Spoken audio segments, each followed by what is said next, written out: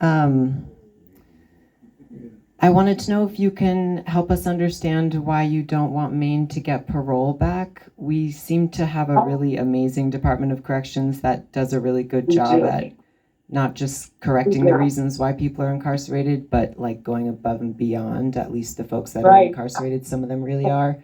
But without parole to complement what our Department of Corrections is doing, it kind of isn't really logical, because people can never actually prove and earn their way back to the communities that they came from.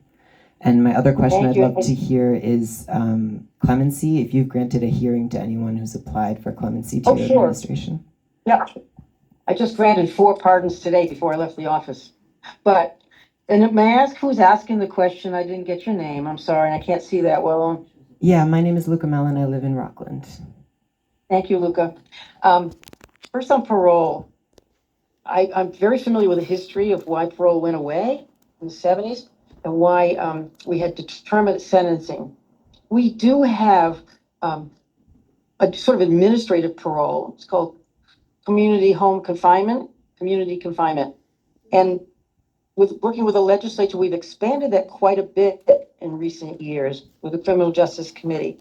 We also have earned good time and work time as administrative incentives for good behavior to make sure people, comply with the rules and see a light at the end of the tunnel. So we have a couple of major tools. We also have something the court system began to use a lot more freely, and that is that you? Oh, and that is split sentences, where you have a set amount of time you're going to be incarcerated, maybe a shock sentence, and then a long period of probation afterwards with a long underlying sentence, which is similar to parole because it gets people out in the community, but also provides an incentive to do well and stay out of jail, stay out of prison. I want to just say, Randy Liberty has a new book out, and you've got to read it. I just think he is the most humanitarian, if you will, commissioner of corrections we've ever had. And he has turned this type around. He's gotten more people behind bars in the state system have gotten their bachelor's degrees, some master's degrees, and those people, many of them, got bachelor's degrees, and there's almost a 0% recidivism rate net out. Horrible.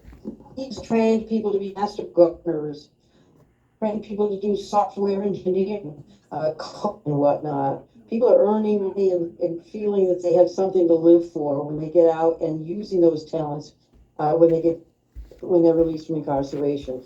So we don't have parole because that system is almost invisible to the victims and the witnesses and the people who took part in the system in the trial. We do have a more transparent version of parole, administrative parole, which is a lot more visible to a lot more people, and it's something you have to earn like that. So I believe in redemption, and I believe we have the tools to recognize redemption and reward it. Thank you. Thank you, Governor Mills. Appreciate you having been here, and get home safely. All right,